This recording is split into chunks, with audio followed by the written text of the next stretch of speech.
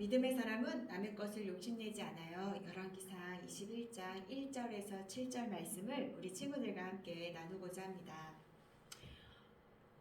이 건물 굉장히 유명한데요. 바로 콜로세움이죠. 콜로세움이 있는 나라, 지역은 어디일까요? 바로 로마입니다. 로마는 이 로마 제국 시대의 이 세상의 중심지였어요. 그래서 세상의 다양한 나라에서 또 다양한 인종의 사람들이 함께 모여 이곳에 있었습니다. 그래서 무역도 하기도 하고요.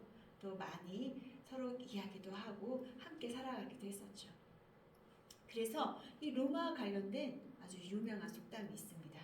바로 로마에 가면 땡땡 법을 따르라. 어떤 법일까요? 바로 로마에 가면 로마 법을 따르라 이죠. 로마 법. 이 다양한 나라, 다양한 인종들이 모였기 때문에 그들이 살아왔던 법, 또 그들이 경험했던 생활 습관들이 다 달랐어요. 이런 사람이 한 곳에 모였기 때문에 서로 혼선이 있을 수 있고 서로 어려움이 있을 수 있겠죠. 그래서 로마에 가면 그 나라에서 만든 법을 따르라는 이야기를 한 것이죠. 우리는 지금 어느 나라 사람인가요? 바로 대한민국 사람입니다. 그렇다면 대한민국 사람은 어느 나라 법을 따라야 할까요? 바로 맞습니다. 바로 대한민국 법이죠. 대한민국 국민이라면 대한민국이 정한 법을 따라야 할 의무와 책임이 있습니다. 그리고 지금 이곳에 모인 우리는 또 하나의 법을 따라야 하는데 혹시 아는 친구 있어요? 네, 맞습니다. 우리는 예수 그리스도를 믿음으로써 하나님 나라 백성이 되었어요. 바로 하나님 나라 시민권을 갖게 된 것이죠. 우리는 예수 그리스도를 통해서 하나님 나라 백성이 되었기 때문에 우리는 하나님 나라 법을 따라야 합니다. 하나님의 백성은 하나님의 법을 따르는 것이죠. 우리 친구들 하나님 나라의 백성이 되었으니 너무 기쁘죠. 그러면 이제는 우리가 하나님의 법을 따라야 된다고 생각을 해요. 근데 하나님의 법을 어떻게 할 수 있을까요? 바로 매일매일의 큐티와 또 이 주일 예배와 또 성경 공부를 통해서 하나님의 법은 이렇구나 라고 배우는 것입니다. 특별하게 하나님께서는 모세를 통해서 이스라엘 백성에게도 법을 가르쳐 주셨어요. 바로 10계명입니다. 이 10가지 계명을 이렇게 보이는 2개의 돌판에 나눠 적어서 친히 주셨죠. 이 10개의 계명을 우리가 크게 2개의 계명으로도 줄일 수 있다고 했는데 혹시 기억나나요? 아마 다음 말씀을 같이 읽으면 우리 친구들이 기억이 날 거예요. 함께 읽어볼까요? 내 마음을 다하고 내 생명을 다하고 내 뜻을 다해 주 내 하나님을 사랑하여라. 이것이 가장 중요하고 으뜸되는 계명이다. 그리고 둘째 계명도 이와 같다. 내 이웃을 내 몸처럼 사랑하여라. 아멘. 자, 빨간 글자만 읽으면 어때요? 한번 다시 읽어볼까요? 하나님을 사랑하여라. 내 이웃을 내 몸처럼 사랑하여라. 아멘.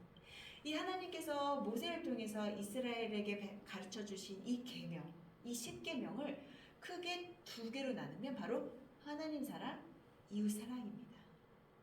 하나님께서는 하나님의 백성이 하나님을 사랑하고 또 하나님의 형상을 닮아서 만든 이웃을 사랑하기를 원하셨어요.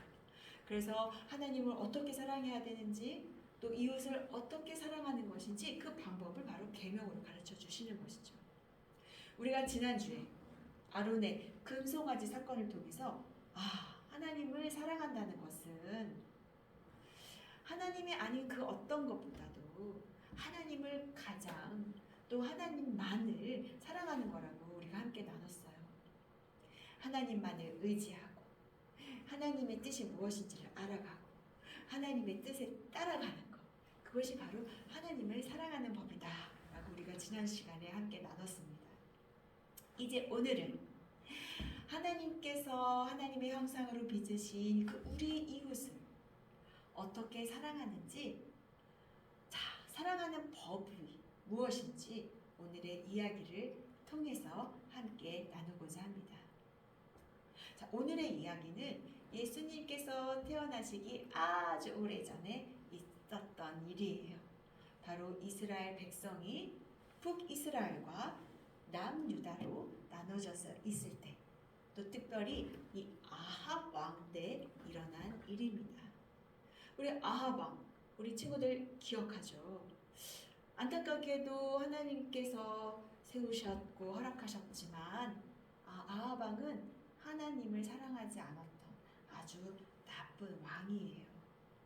왜 나빴냐면 하나님만을 사랑하지 않고 우상을 사랑했기 때문이에요. 하나님이 아닌 것들, 다른 신들을 사랑했기 때문에 아주 나쁜 왕이었죠.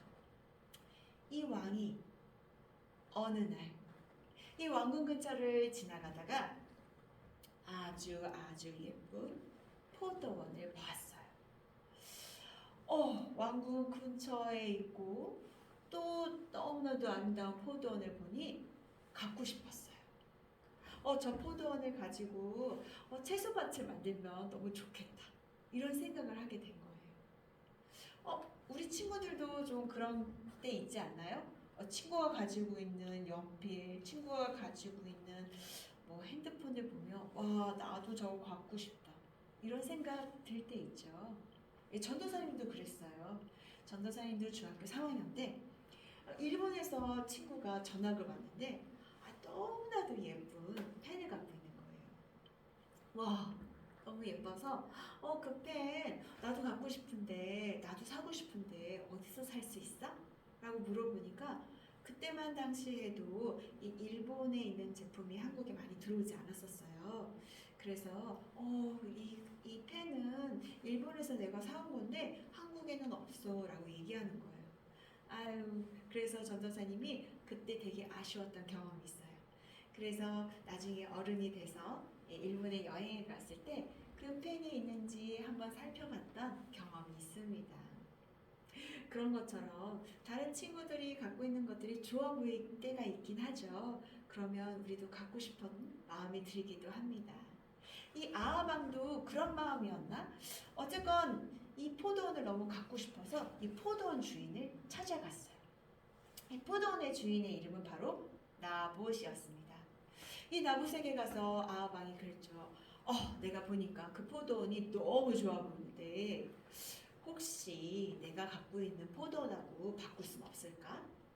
아니면 마음에 드는 게 없다면 너의 포도원을 나한테 팔면 내가 아주 좋은 가격으로 네 포도원을 살게 라고 제안을 했던 거예요. 생각해 보세요. 왕이 그 포도원 내놔 라고 얘기할 수도 있는데 굉장히 젠틀하게 또 매너 있게 네 포도원을 나한테 주고 내가 갖고 있는 포도원을 네가 갖거나 아니면 내가 좋은 가격으로 살게 라고 이야기할 때 되게 좋은 생각 같기도 하고 되게 좋은 마음 같기도 하죠. 그런데 우리는 생각할 필요가 있어요. 왜냐하면 과연 내가 갖고 있는 이 생각이, 내가 좋아 보이는 이 생각이 세상이 말하는 이 생각이, 방법이 좋은 것인데 정말 그것이 좋은 것일까? 라는 생각이죠. 그리고 그 좋은 생각이, 많은 사람들이 따르는 그 방법이 하나님도 보시기에 좋고 바른 방법인가? 라고 생각을 해야 되는 것이죠. 즉, 하나님의 생각은 어떤지 우리는 생각할 필요가 있고 반드시 생각해야 합니다. 우리는 종종 세상의 방법, 또 친구들이 말하는 좋은 방법들이 좋기 때문에 우리는 그 방법을 선택할 수 있지만 어떤 일이든 하나님은 어떻게 생각하실까? 라고 생각하는 것이 필요하고 반드시 그렇게 해야만 하는 것입니다. 그렇다면 포도원을 팔라고 하는 이 아하방의 제안은 하나님 보시기에 과연 어떻게 보시는지, 하나님은 어떻게 말씀하셨는지 우리가 말씀을 통해서 한번 확인해 보도록 하겠습니다. 자, 함께 읽어볼까요? 땅을 팔 수 없다. 이는 그 땅이 내 것이며 너희는 나와 함께한 나그네들로 임시 거주자들이기 때문입니다. 아멘. 이 레위기에는 하나님께서 어떻게 이웃과 또 하나님을 어떻게 섬겨야 되는지 이 많은 하나님의 법들이 적혀 있는 책입니다. 그곳에는 땅을 팔 수 없다고 적혀 있는 거예요. 땅을 팔 수 없다고요? 우리 지금 땅 사고 파는데? 지금과 달리 그 이스라엘은 특별하게 하나님께서 여호수아를 통해서 각 지파와 각 가문에게 제비를 뽑아서 하나님께서 각 땅을 주셨어요. 그리고 그 땅을 주시고 그 땅을 대대손손 이어가라고 말씀하셨어요. 왜냐하면 그 땅을 주신 이가 하나님이시고 그 땅의 주인이 하나님이시고 너희들에게 준 땅의 주인이 하나님이시다는 것을 이 땅의 진정한 주인, 진정한 하나님이 누구이신지를 알려주시기 위해서 그렇게 법을 주신 것입니다. 그래서 이스라엘 백성들은 이 땅을 사고 팔 수가 없었어요. 이 하나님이 정한 이 법대로 있는 것이죠. 나봇은 어땠을까요? 자기가 좋아 보이고 또 왕이 제안한 방법을 따랐을까요? 아니면 하나님께서 정한 방법을 따랐을까요? 우리는 오늘의 본문 말씀에 이 나봇의 결정이 있습니다. 나봇이 뭐라고 얘기했냐면, 자, 함께 읽어볼까요? 내 조상들에게 물려받은 재산을 왕에게 주신 것은 여호와께서 금하신 일입니다. 아멘. 누가 금했다고요? 네, 여호와께서 금하신 일. 하나님께서 안 된다고 하신 일입니다. 그래서 나는 팔 수가 없습니다. 라고 한 거예요. 와, 나봇은 좋아 보이는 생각, 왕의 제안이 아니라 하나님의 방법을 따랐어요. 나봇은 눈앞에 있는 아합왕이 아닌 보이지 않는 하나님의 말씀을 선택했던 것입니다. 정말 놀라운 일이죠. 우리 친구들도 나봇처럼 눈에 보이는 것이 아닌 보이지 않는 하나님의 말씀, 보이지 않는 하나님을 바라보며 선택하고 결정하기를 소망합니다. 아멘. 자, 나봇이 이렇게 말했을 때 이 아합 왕은 어떤 반응을 보였을까요? 아이쿠, 맞다. 하나님께서는 땅을 팔지 말라고 했지. 그래. 내가 그렇게 제안한 것은 미안하다. 너는 참으로 하나님의 말씀을 따르는 귀한 백성이다. 라고 칭찬했을까요? 안타깝게도 그렇지 못했어요. 아합 왕은 이 자신이 갖고 싶어 했던 포도밭을 가질 수 없자 너무나도 힘들어했어요. 그래서 집에 가서 끙끙끙끙 거리면서 누워 있었어요. 아이고 속상해. 내가 그 밭을 너무 갖고 싶은데 어떻게 해야 되지? 라고 말이죠. 이 모습을 본 아내 왕비가 왕이시여 왜 이렇게 속상해하고 힘듭니까? 라고 물어봤어요. 그래서 아합 왕이 사실은 2차 저차 해서 내가 지금 속이 많이 상했습니다 라고 이야기를 한 거예요.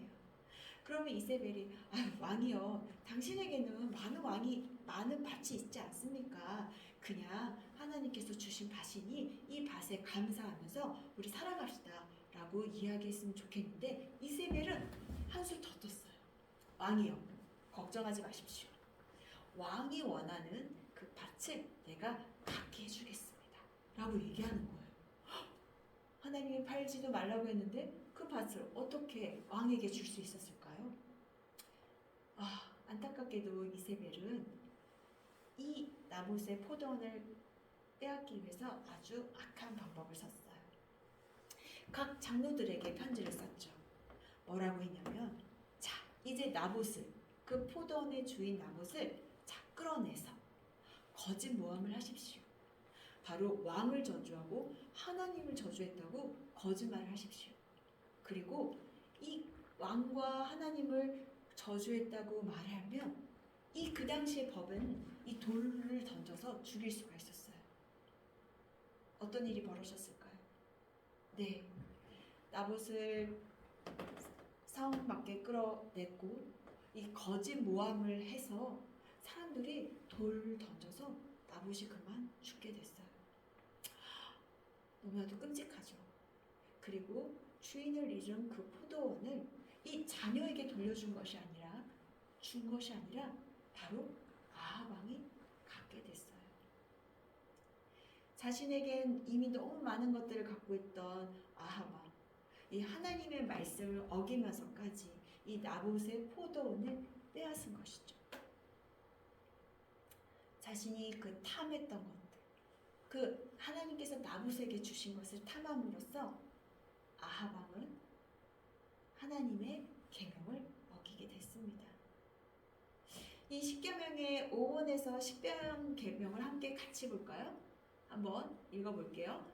5번, 5번 내 부모를 공경하여라. 6. 살인하지 말라. 간음하지 말라. 도둑질하지 말라. 내 이웃에 대해서 거짓 증거하지 말라. 내 이웃의 것을 탐하지 말라. 자, 이것이 이웃을 사랑하는 방법인데 아합 왕은 이 나봇의 포도원을 갖기 위해서 아주 몇 개의 계명을 어기게 됐습니다. 몇 개의 계명을 어기게 됐을까요? 빨간 글자로. 자, 나봇의 포도원을 탐했어요. 그래서 내 이웃의 것을 탐하지 말라는 하나님의 계명을 어겼죠. 그리고 그것을 억지로 빼앗기 위해서 거짓 증거를 했어요. 그리고 거짓 증거를 통해서 이 나봇을 죽이게 된 살인하지 말라라는 계명을 또 어겼어요. 그리고 주인을 잃은 그 포도원을 자녀에게 준 것이 아니라 자신이 가져온 도둑질을 한 거죠. 무려 4개의 계명을 어기게 된 것입니다. 자, 아합 왕은 이미 너무나 많은 것들을 갖고 있었어요. 왕이었잖아요. 포도원도 채소밭도 있었어요. 그러나 아합 왕은 자신의 것을 감사하지 않았고 자기가 갖고 있는 것을 만족하지 못했기 때문에 이 다른 사람 것을 탐하게 된 것이죠. 우리도 하나님께서는 이미 너무나도 많은 것들을 주셨어요. 아합 왕이 이미 자기가 갖고 있던 것을 만족했더라면, 그것을 감사했더라면, 그것을 귀히 여겼더라면 아마 나봇의 포도원을 탐하지 않았을 거예요. 우리도 우리가 갖고 있는 것들을 감사한다면, 또 이미 주신 것이 하나님께서 주신 것이라는 것을 믿고 만족한다면, 하나님께서 주신 것들로 인하여 기뻐했다면 우리 또한 다른 사람들 것을 탐하지 않았을 거예요. 왜냐하면 친구가 갖고 있는 것, 또 다른 사람이 갖고 있는 것, 그것 또한 하나님께서 주신 것이라는 것을 믿기 때문이죠. 자, 믿음의 사람은 이런 고백을 하게 됩니다. 함께 해볼까요? 하나님께서 내게 가장 좋은 것을 주셨습니다. 또 필요한 것을 주실 것입니다. 아멘. 하나님께서는 우리 친구들의 각 사람의 것, 또 필요한 것, 또 우리 친구들에게 반드시 주실 것들을 이미 알고 계세요. 그리고 이미 주셨고요. 또 앞으로도 주실 거예요. 하나님의 방법과 하나님의 시간에 우리에게 주실 것을 믿는 것이죠. 하나님은 우리 친구들의 한 걸음 한 걸음, 또 앞으로 걸어갈 그 모든 것들을 알고 계세요. 그리고 하나님께서는 우리 친구들이 무엇이 필요한지도 다 알고 계세요.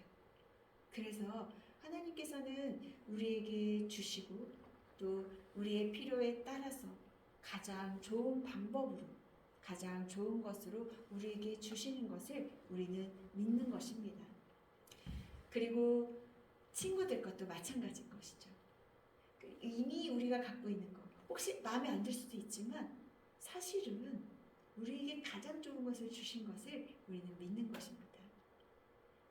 우리 친구들 하나님께서 주신 것, 또 하나님께서 이미 주셨다는 것, 또 앞으로도 하나님의 방법으로 주실 것이라는 것을 믿고 고백하기를 소망합니다.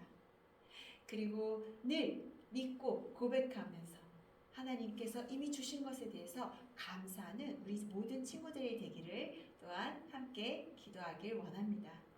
자, 우리 기도하길 원합니다. 늘 우리 마지막에 함께 기도를 가지고 기도하죠. 우리 소리내서 이렇게 함께 하나님께 기도하겠습니다. 하나님 아버지, 오늘 말씀을 통해서 하나님을 믿는 사람, 믿음의 사람은 지금 내가 가진 것이 하나님께서 주신 것임을 알고 감사하며 필요한 것들은 하나님께서 주실 것을 믿고 감사하는 것임을 알게 해주셔서 감사합니다. 친구가 가진 것을 부러워하고 내가 가지 않는 것을 불평했던 것을 용서해 주세요. 언제나 부족함 없이 주셔서 감사합니다. 모든 것을 주신 예수 그리스도의 이름으로 기도합니다. 아멘. 아멘.